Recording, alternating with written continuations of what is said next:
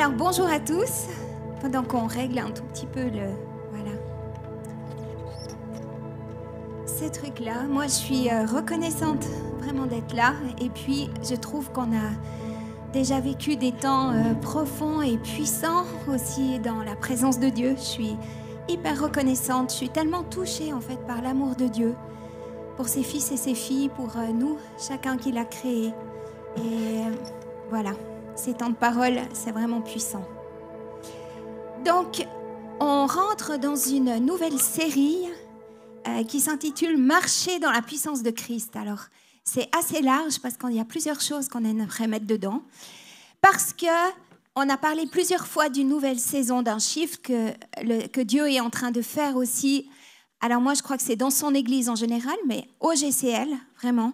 L'objectif de Dieu pour toi, c'est que tu marches avec un cœur déterminé. Sur cette terre, tous les jours, en étant rempli, revêtu de la puissance de Christ. Marcher dans la puissance de Christ. Et dans ces prochains mois, on va ensemble réfléchir et ça sera l'occasion de saisir en fait tout ce que Dieu met à notre disposition pour être victorieux dans notre quotidien. Parce que le combat, il se vit dans le quotidien, jour après jour. Et dans nos célébrations en Besbar, on va apprendre à utiliser plusieurs armes spirituelles. Et puis dans les Bible Class, en parallèle, un dimanche sur deux, on va découvrir ou redécouvrir les dons spirituels. Et par exemple, dimanche prochain, c'est Karen Sionat qui va parler sur la prophétie. On démarre cette série sur les dons spirituels. Donc, on a des armes et des dons. On est juste prêts pour marcher vraiment dans la puissance et la victoire de Dieu. On va apprendre à gagner des batailles dans les sphères spirituelles. Pas sur terre, mais elles vont se répercuter sur terre, mais dans les sphères spirituelles. Et ça va s'appliquer dans notre quotidien pour nous, mais pour nos proches et dans les territoires que Dieu nous donne. Parce que c'est ce que Dieu veut pour son peuple dans cette saison. Il lève son peuple.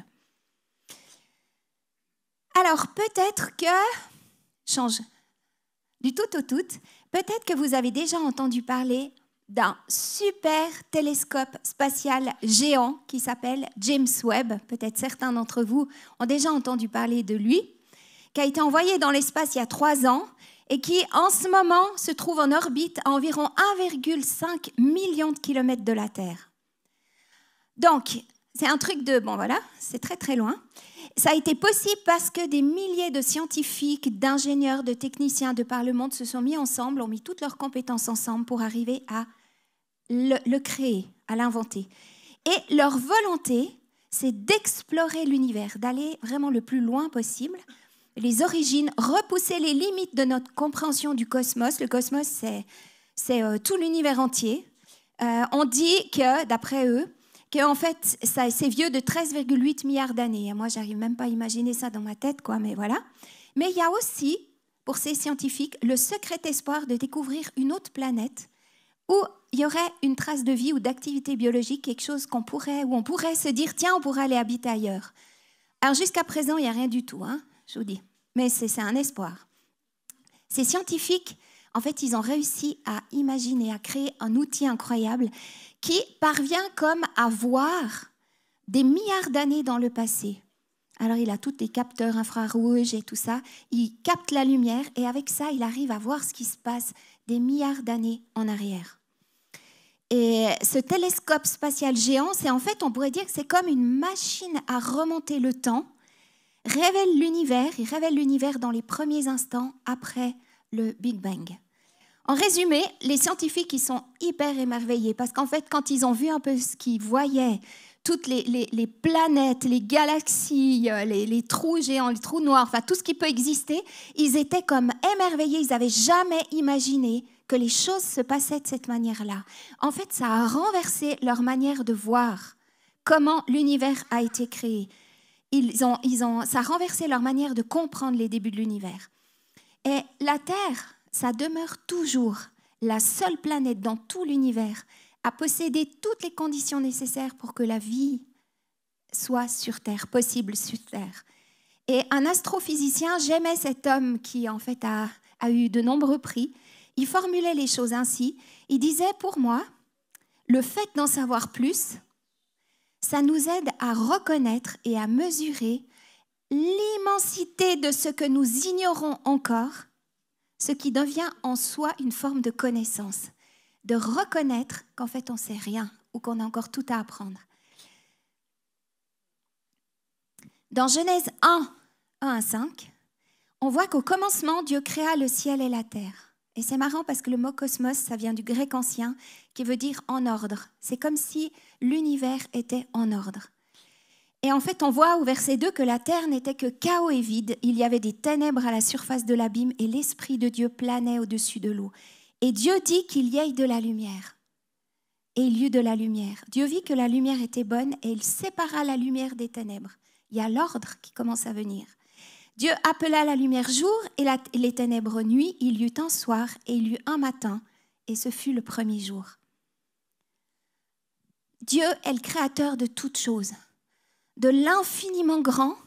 Je ne sais pas si vous arrivez à fermer les yeux puis vous vous imaginez un peu l'univers ou le cosmos. Et puis, vous êtes parachuté sur la petite planète Terre qui est une tête d'épingle, même pas quoi, microscopique dans tout ce cosmos. Parce que ce qui est incroyable, c'est qu'un Dieu tel que lui, après avoir créé tout l'univers et tout ce qui s'y trouve, il crée ensuite une galaxie avec quelques planètes, Mercure, etc. Il y place le Soleil, qui rend la vie possible, et il y place la Terre, qu'il a mis au début, mais je vous le dis en dernier, qui est une planète merveilleuse, qui est un écrin pour le bonheur de l'homme. Non, mais je ne sais pas si on réalise ce qui s'est passé. Ensuite, il choisit de créer l'homme à leur image, parce qu'ils sont Père, Fils, Saint-Esprit, et l'image de Dieu. L'homme et la femme sont acteurs dans le projet de Dieu pour l'humanité. Il n'a pas juste créé l'homme comme ça. On a tous été créés et on fait partie du projet de Dieu. On a un rôle à jouer. On n'est pas là pour rien. Il est dit dans le psaume 8 qu'il a fait l'homme de peu inférieur à Dieu. Il l'a couronné de gloire et de splendeur. Il lui a donné la domination sur toutes les œuvres de ses mains. Il a tout mis sur ses pieds. Mais plus encore, Dieu lui a offert sa présence personnelle. Il lui a offert la relation d'un père, le dialogue tous les jours. Un face-à-face d'intimité, de confiance, de sécurité, de tendresse. Et Dieu a choisi, il a décidé de laisser l'homme libre de le choisir. Et l'homme a choisi d'être son propre maître. Et il est devenu esclave du péché. Mais là encore, Dieu, dans son amour infini, il a donné son Fils unique afin que quiconque croit en lui ne périsse pas, mais qu'il ait la vie éternelle. Parce que c'est comme ça que Dieu prouve son amour envers nous. Quand on était encore pécheurs, Christ est mort pour nous. Et à tous ceux qui ont reçu Jésus, à ceux qui croient en lui, il a donné le pouvoir de devenir enfants de Dieu. Et l'Esprit lui-même, il rend témoignage à notre esprit que nous sommes enfants de Dieu. Et si nous sommes enfants, nous sommes aussi héritiers, héritiers de Dieu et co-héritiers de Christ. C'est tous des versets que je vous ai lus là. Et le mandat et l'autorité qu'avaient reçu Adam et Ève de faire fructifier, de dominer la terre, leur a été restitué et nous est restitué au travers de Jésus-Christ. Elle nous est restituée. Alors l'étymologie du mot dominer, c'est gouverner. En fait, sur un ennemi, oui, c'est dominer, parce que c'est exercer une autorité qui soumet et qui ramène l'ordre. Mais c'est gouverner par rapport à la terre. En résumé, le mandat de Dieu pour chacun d'entre nous, c'est de porter du fruit, de multiplier, de gouverner et exercer son autorité sur tout ce qui empêche de porter du fruit. Dieu restitue l'autorité de ses fils et de ses filles au travers de la victoire de Jésus-Christ sur le diable, sur le péché, sur le mal. En fait, on a été créés pour porter du fruit, pour gouverner, pour exercer notre autorité sur tout ce qui vient s'opposer à la volonté de Dieu. On a cette autorité. Et on a un ennemi qui est le diable. Et dans Jean 10, 10, il est dit que le voleur ne vient que pour voler, égorger et détruire. Mais moi, je suis venu afin que les brebis aient la vie et qu'elles l'aient en abondance. Il y en a beaucoup qui ne croient pas à l'existence du diable. Et c'est sa tactique. Parce que tant qu'il garde l'humanité indifférente, insouciante, négligente, un peu naïve, on va dire surtout en Suisse, parce que ce qu'on vit, on vit vraiment dans un écrin particulier par rapport au monde. Eh bien, en fait, le diable peut garder l'avantage, mais Dieu ne veut aucun cas cela. Dans le livre des Corinthiens, il dit qu'il laissait à Satan l'avantage sur nous, car on refuse de laisser à Satan l'avantage sur nous, car nous n'ignorons pas ses intentions. L'ennemi essaiera toujours de nous faire tomber, pour nous décourager. Il attendra le moment favorable, comme il l'a fait pour Jésus, quand il a été tenté dans le désert, quand il est revenu, quand la dernière tentation a eu lieu, le diable est venu vers lui, et puis comme il a vu que ça ne marchait pas, il est dit que le diable s'éloigna de lui jusqu'à un moment favorable. Mais dans 1 Jean 3,8, c'est pour détruire les œuvres du diable que le Fils de Dieu est apparu. Détruire les œuvres du diable. Alors détruire, si on regarde l'origine du mot, ça veut dire délier, dénouer des liens, délivrer, relâcher et rendre libre. C'est pour cela que Jésus est venu. La victoire de Jésus à la croix, elle a été totale. Il n'y a rien besoin d'ajouter quoi que ce soit. Colossiens 2, 14 et 15, il a effacé l'acte rédigé contre nous qui nous condamnait par ses prescriptions. Il l'a annulé en le clouant à la croix. Donc il l'a effacé, il l'a annulé en le clouant à la croix. Il a ainsi dépouillé les dominations et les autorités. Dépouillé, ça veut dire qu'il n'y a plus rien. Donc, Ils étaient juste eux. Et les a donnés publiquement en spectacle, en plus, en triomphant d'elle par la croix. Jésus a éternellement et parfaitement accompli le salut pour l'humanité. Et c'est au travers de ce qu'il a accompli qu'on est restauré et rétabli dans notre autorité. Et j'aime ce passage.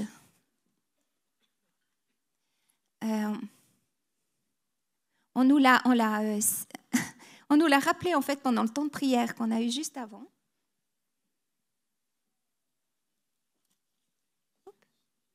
Voilà, ça va aller. On nous l'a rappelé juste avant. En fait, j'aimerais vous dire, votre position, notre position, quand on a accepté Jésus-Christ et qu'on a été pardonné, on est justifié, on est établi, notre position, elle est, juste que je retrouve, ouais. Il nous a ressuscités et fait asseoir avec lui dans les lieux célestes en Jésus-Christ. Ressuscité et fait asseoir dans les lieux célestes en Jésus-Christ. Ça veut dire que ton corps, qui tu es ici. Mais spirituellement, ton esprit, il est assis dans les lieux célestes vers Jésus-Christ. Ça veut dire que la position qu'on a, elle n'est pas comme ça d'espérer quelque chose, mais elle est comme ça de regarder les choses avec cette perspective et de dire ça, je ne le veux plus, ça, j'accepte pas, là, j'utilise mon arme, ce mensonge, je le refuse. C'est une autre position que Dieu nous donne, assis dans les lieux célestes. Et le Saint-Esprit que Jésus nous a donné, parce qu'il nous a remplis, le Saint-Esprit est venu, il nous a remplis de cette partie de ce Dieu qu'il est, cette personne de Dieu qu'il est, en fait, est la même que celle qu'il avait déversée sur Jésus quand il est dit qu'il allait de lieu en lieu en faisant le bien, en guérissant tous ceux qui étaient sous la domination du diable, parce que Dieu était avec lui.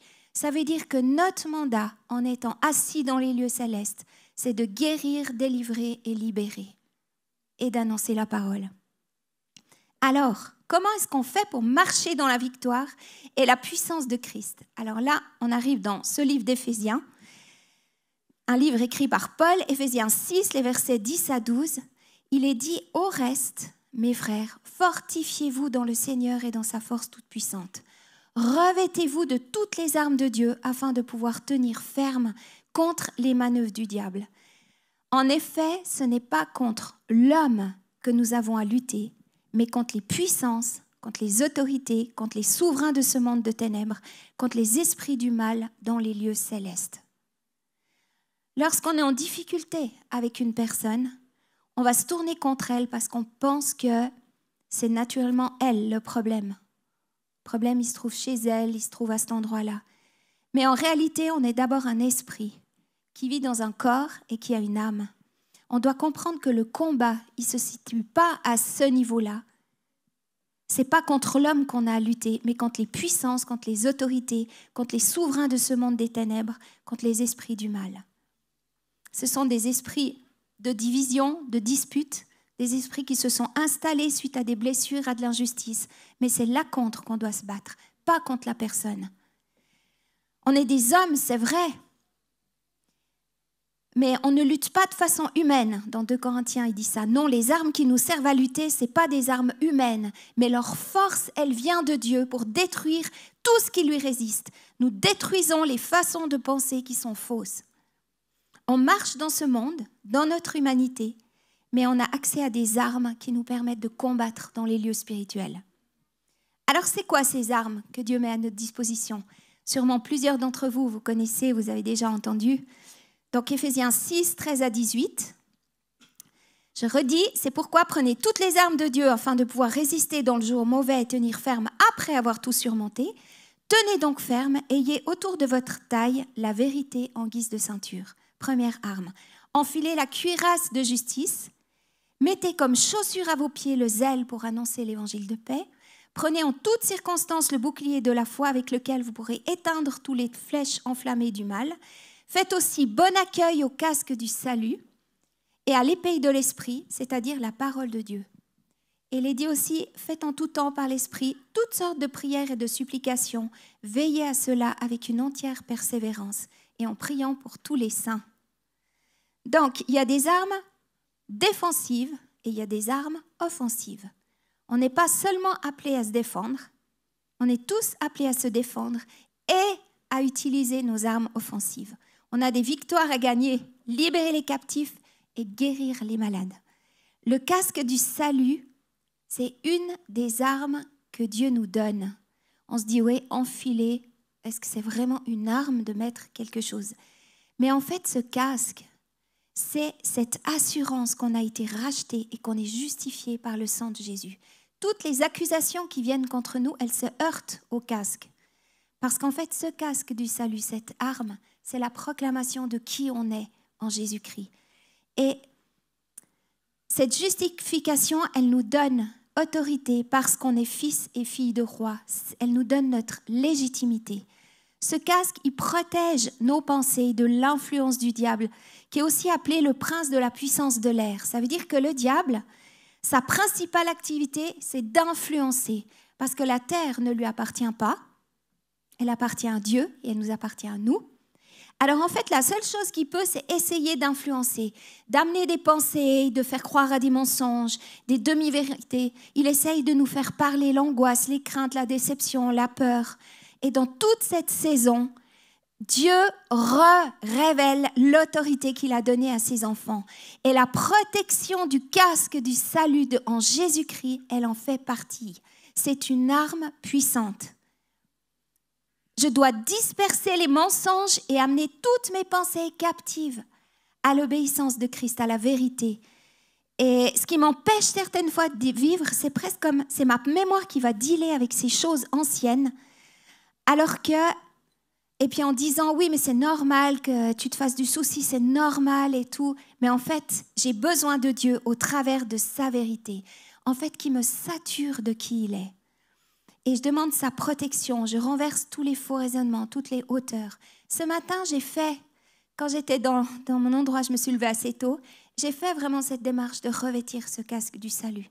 Parce que je voulais qu'aucune pensée, aucun mensonge ou quoi que ce soit ne vienne parasiter ma relation avec Dieu. Donc j'ai enfilé cette arme ce matin. Tu m'as créé fort, je suis aimée de toi inconditionnellement. Tu règnes sur cette situation, cet examen, cette difficulté de trouver un travail, de trouver un appartement, cette relation avec cette personne. Je crois au miracle maintenant et je vois la situation se dénouer. C'est ces proclamations avec le casque, cette arme sur la tête. Alors, la lettre de Paul aux Éphésiens, elle est composée de 6 chapitres. C'est pas beaucoup, hein? C'est une lettre, moi je vous encourage à la lire tout entière, vraiment. C'est puissant. Mais quand Paul il a écrit la lettre aux Éphésiens, il n'a pas mis de ponctuation. Hein. Il n'a pas mis chapitre 1, chapitre 2, chapitre 3, il n'a pas mis ça. Nous, on a ajouté les chapitres et les versets, ça c'est venu dans les siècles suivants pour essayer avec des titres, parce que ça, on parle de ça, là, on parle de ça. Mais en réalité, les 3 premiers chapitres d'Éphésiens, ils décrivent la nature de l'Église.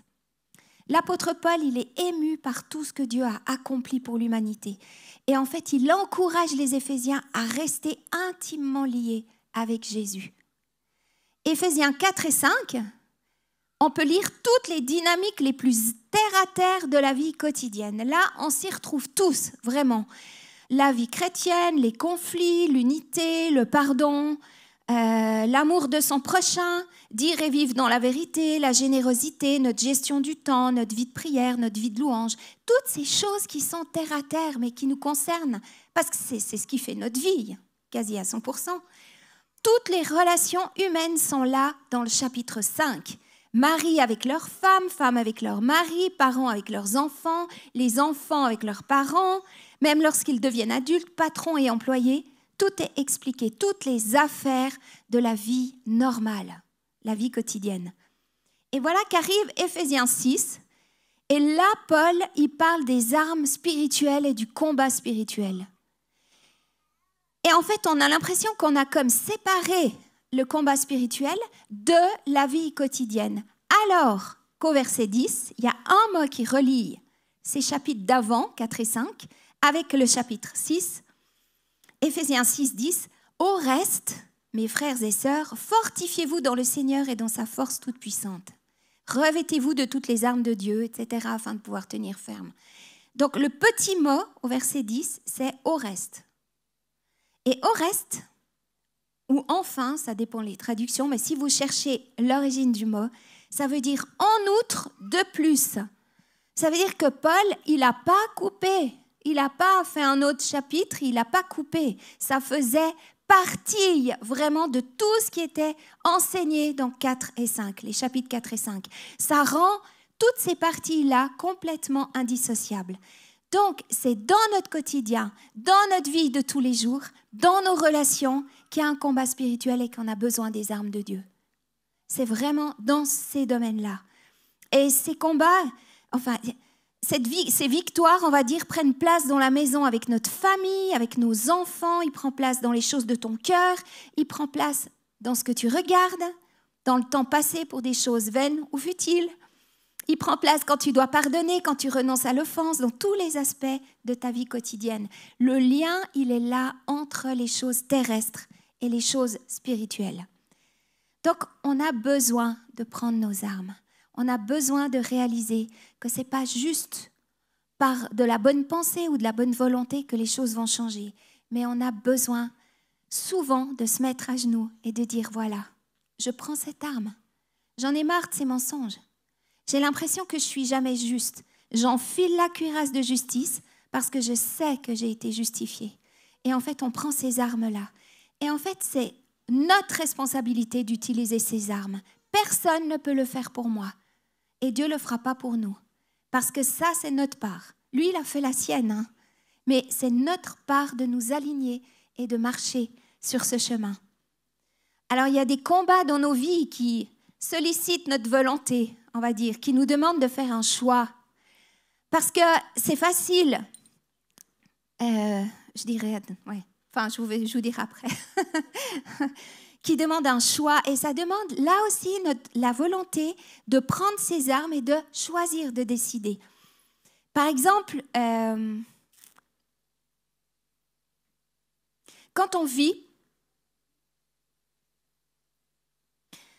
un combat dans nos pensées, parce qu'on sait que le diable est aussi appelé le prince de la puissance de l'air. Il agit dans nos pensées et il amène son influence en nous.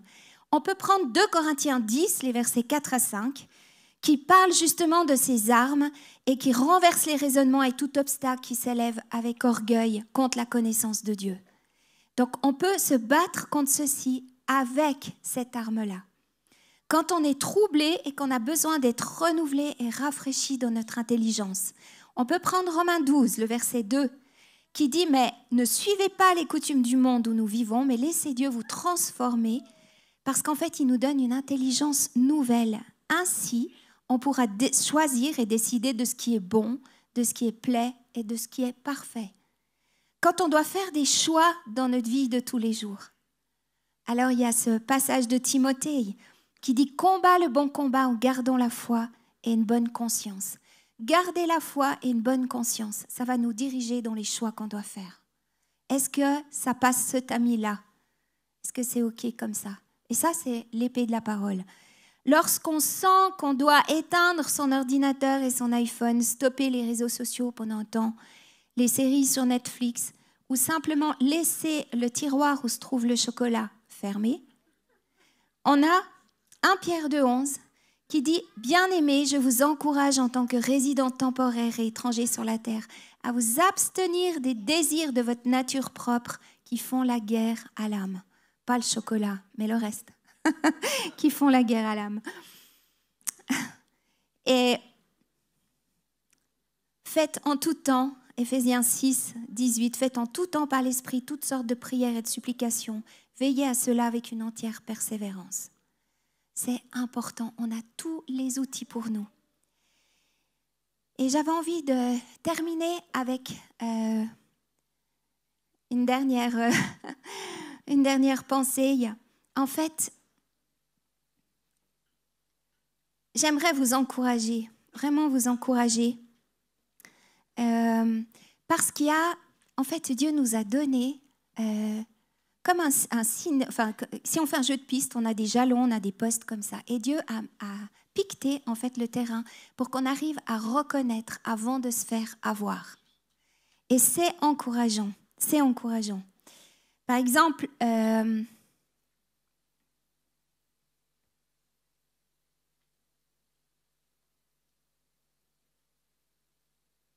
Jacques 3, 15 à 16, on va regarder ce verset. Il est dit qu'une telle sagesse ne vient pas d'en haut, elle est au contraire terrestre, charnelle et démoniaque. En effet, là où il y a de la jalousie, un esprit de rivalité, il y a du désordre et toutes sortes de pratiques mauvaises.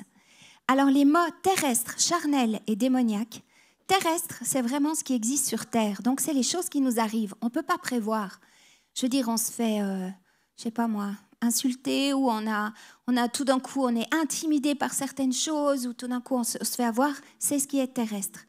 Après, il y a le charnel, qui vient du grec, alors c'est intéressant, on s'en fiche du mot, mais l'origine du mot, c'est animal, charnel, sensuel. Là, on change de catégorie. Animal, charnel, sensuel. Et ensuite, il y a la troisième catégorie qui est démoniaque, diabolique. Il y a une progression dans ce verset. Ça veut dire que le terrestre, il donne accès au charnel. Et le charnel, il donne accès au démoniaque. Ça veut dire que les choses de la terre, dans ce monde imparfait, ou marqué par le péché, ça vient chercher notre chair, que ça soit l'offense, le non-pardon, un péché, la convoitise. Ça vient chercher notre chair. Mais si on ne s'écarte pas de ceci, s'il n'y a pas de repentance, parce qu'on n'est pas, à quelque part, ça nous agresse, on se fait agresser. Si on ne résiste pas ou si on ne se repent pas de certaines choses, s'il n'y a pas de retour à Dieu, ce qui est terrestre, il est pris dans le charnel. Et ce charnel, il donne accès au démoniaque. Ça donne accès à des liens d'âme, à une forme de captivité spirituelle, à l'endurcissement du cœur. Ça veut dire que notre intelligence, elle doit être renouvelée dans la parole de Dieu. En fait, on doit veiller. On doit veiller. On ne tombe jamais d'un coup dans certaines choses. Il y a souvent cette progression, mais il y a toujours un chemin de retour. Toujours un chemin de retour, et c'est ça qui est extraordinaire. Je veux et je peux résister et tenir ferme avec l'aide de Dieu, parce que c'est dans les lieux célestes que ça se passe.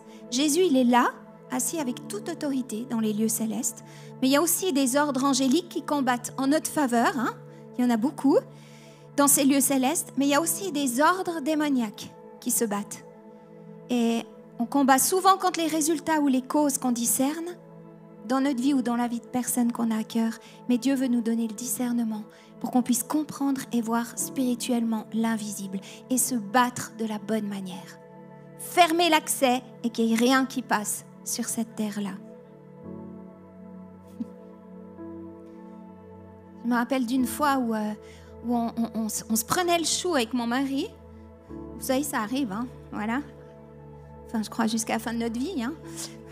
Et puis, bien sûr, moi, je parle, je revendique, je dis voilà et tout. Enfin, bref, j'essaye d'avoir raison, c'est normal, pour un truc vraiment idiot. Hein. Je sais même plus ce que c'est d'ailleurs.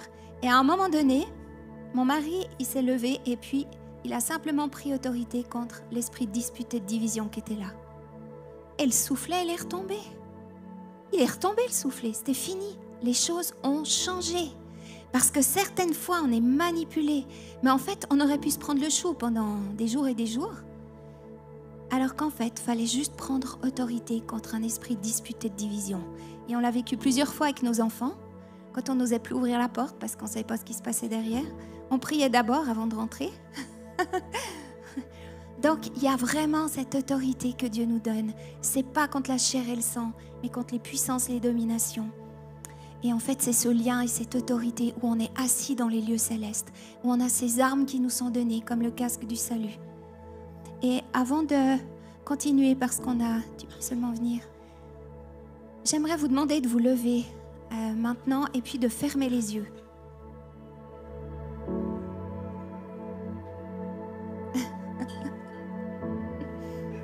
Pourquoi on doit se lever? J'aimerais vous demander de fermer les yeux, vraiment fermer les yeux. Et il y a déjà eu des paroles qui allaient dans ce sens tout à l'heure, mais j'aimerais vraiment donner l'opportunité. Si toi, tu es là ce matin et qu'en fait, tu n'as pas eu l'occasion de donner ta vie à Jésus-Christ, de le recevoir comme le Seigneur et le Sauveur de ta vie, tu n'as pas pris cette décision de le suivre et de le suivre maintenant. J'aimerais te donner l'opportunité de le faire ce matin. Parce que Dieu qui a tant aimé le monde, il a donné son Fils afin que quiconque croit en lui soit sauvé. Il aimerait te prendre, il aimerait te sauver, t'arracher de l'endroit où tu es. Peut-être du lieu qui est là pour t'amener vraiment dans sa présence. Il n'y a pas de meilleur moment que celui-ci. Mais en fait, toi, tu dois prendre une décision. Tu dois dire oui, j'ai besoin de toi, Seigneur Jésus. Et dans mon cœur, j'avais le sentiment qu'il y avait une personne qui était là ce matin. Et en fait, tu te trouves dans la situation où tu as besoin de Jésus-Christ. Tu as besoin de lui. Et j'aimerais te donner l'opportunité maintenant de dire oui, j'ai besoin de toi, Jésus. Et j'aimerais te recevoir, j'aimerais faire ce chemin vers toi, j'aimerais commencer à marcher avec toi et j'aimerais te demander, quand on a les yeux fermés, tous les yeux fermés, que là où tu es, tu puisses lever la main. Si tu sens que c'est toi qui as été appelé, que cet appel il est pour toi, lève la main bien haut, lève la main bien haut, c'est le moment où Jésus cherche ton cœur et où il te dit, est-ce que tu veux commencer à marcher avec moi? Est-ce que tu veux changer de royaume?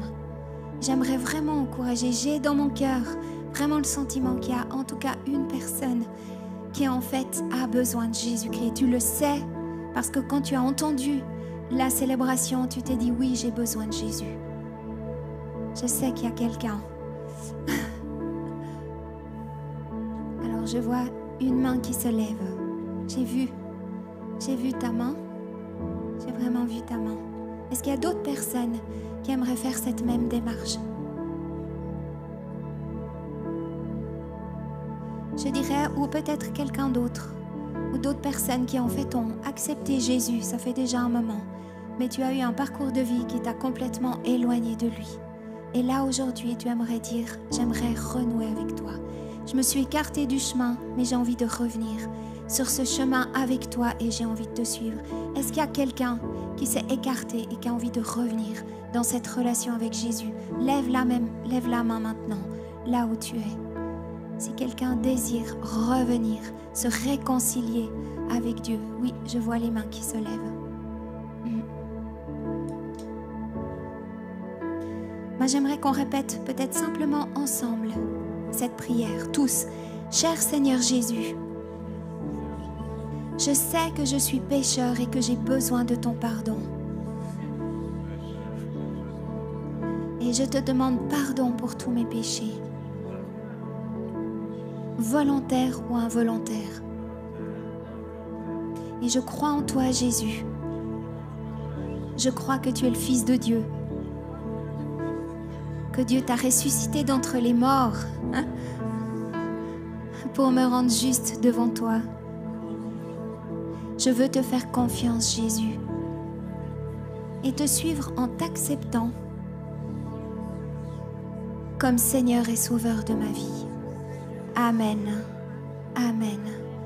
Et j'aimerais encourager les personnes, la personne qui a levé la main en premier, plus les autres qui ont levé la main, à venir juste à la fin de la célébration. Venez vers nous, vers Philippe et moi, on sera juste devant et on aimerait prier avec vous spécialement.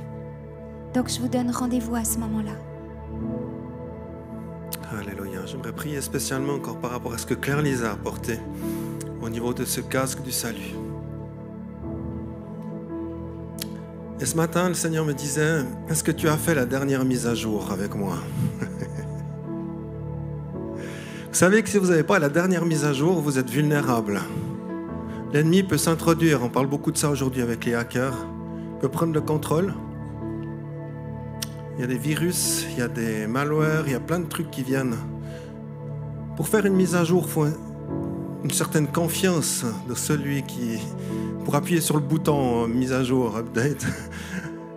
Eh bien, ce matin, j'aimerais nous inciter à recevoir ce que le Saint-Esprit veut nous donner. Il y a des choses, peut-être, on a besoin de faire le domaine de la pensée, c'est énorme. C'est immense, on ne sait pas où ça commence, on ne sait pas où ça finit. On est devant des nouvelles situations, souvent. Mais parfois, on a besoin de dire, Seigneur Jésus, viens juste faire un scan disque, quoi. Viens, je t'offre mes pensées, je t'offre mon intelligence. Saint-Esprit, je te donne le droit de mettre en évidence ce qui doit être enlevé, ce qui amène de la confusion, ce qui amène du trouble. Parfois on le sait, c'est facile, parfois on ne le sait pas vraiment. Il y a parfois des équations qui sont mal posées simplement, ou des demi-vérités. On croit que c'est une vérité, mais derrière, il y a un mensonge. Et Saint-Esprit, tu viens maintenant mettre ta lumière. Tu viens avec un projecteur, Seigneur. Tu viens, c'est toi le Saint des Saints. On te soumet nos pensées, on te soumet nos entendements, Père, dans le nom de Jésus-Christ. Dans le nom de Jésus. Et alors que tu mets en lumière certaines choses dans nos vies, on veut prendre maintenant aussi autorité contre peut-être des éléments sur lesquels il y a un éclairage. Moi, je veux tout d'abord prendre autorité sur tout ce qui est en relation avec l'accusateur. C'est quelque chose de permanent, ça vient tout le temps essayer de s'infiltrer. Et je dis au diable, tu n'as aucun droit. On est tous ici rachetés par le sang de Jésus. Et tout ce qui a, par le biais de l'accusation, va amener d'autres choses est maintenant brisé dans le nom de Jésus-Christ. Tous ceux qui se tiennent courbés parce qu'ils sentent qu'ils ne sont pas à la hauteur, parce qu'ils portent sur leurs épaules des choses où ils n'ont pas réussi, où ils sont laissés mettre à genoux à cause des paroles de l'adversaire. On dit ça lâche maintenant dans le nom de Jésus-Christ. Ça casse et ça part dans le nom de Jésus. Et il y a bien d'autres pensées qui peuvent être là, survenir. Et je ne peux pas toutes les prononcer, les analyser ou les déposer devant le Seigneur. Moi, d'une manière générale, j'aimerais maintenant dire, Seigneur Jésus, de la vie de chacun, ce n'est pas juste une question de ce matin, mais tu viens donner cette opportunité, ce chemin de victoire pour chacun, de se débarrasser de ce qui doit être évacué de nos pensées, Père, dans le nom de Jésus. Amen. Et le Seigneur va aussi se manifester chez chacun, dans son peuple, vraiment, par rapport à vos oreilles et vos yeux. Je sais que c'est quelque chose qui me tient à cœur parce que je sens que Dieu est en train de faire des choses nouvelles. Mais il est comme en train d'ouvrir les bouchons qui ont été dans tes oreilles. Il est là, je vois sa main qui enlève ces bouchons et tu commences à entendre la parole de Dieu, entendre Dieu te parler d'une manière nouvelle. Et c'est vraiment ce qu'il fait dans cette saison. Et non seulement tes oreilles, mais aussi tes yeux. Parce que je sais qu'il y en a plusieurs qui auraient à cœur et qui ont envie. Quand tu étais seul chez toi, tu as dit, mais j'aimerais voir des anges, j'aimerais voir le monde surnaturel, j'aimerais sentir ta présence, j'aimerais pouvoir te voir avec mes yeux spirituels, voir où tu es, où est-ce que tu bouges, qu'est-ce que tu es en train de faire. Et il y a en fait quelque chose de puissant qui est en train de se développer dans le peuple de Dieu, au niveau des yeux, de voir l'invisible, de voir le spirituel, de voir les choses. Et c'est ce qui accompagne aussi les paroles de connaissance prophétique et les paroles de sagesse, parce qu'on voit les choses et on commence à les déclarer, à les proclamer. Et il y a toute cette acuité, je ne sais pas, qui se développe vraiment dans les vies de chacun. Et Dieu est en train de faire ce dépôt. Je voyais qu'en même temps que le casque était là, c'est comme si la main de Dieu reposait sur ce casque. Et puis, appuyait un peu pour que son autorité et sa puissance se manifestent dans nos vies, se manifestent au travers de nos oreilles et de nos yeux. Et je veux bénir chacun, je veux nous bénir vraiment, chaque personne ici présente, que la paix, que la grâce de Dieu coule dans vos vies, parce que vous êtes prêts et vous marchez sur ce chemin de victoire, ce chemin dans la puissance du Christ ressuscité. Et j'aimerais dire, ne vous arrêtez pas, marchez, marchez, continuez. Parce que plus vous allez marcher, plus vous allez découvrir des choses extraordinaires avec Dieu. Alors, que le Seigneur vous bénisse et vous accompagne et qu'il fasse son œuvre de puissance dans nos vies à chacun. En ton nom, Jésus. Amen. Amen.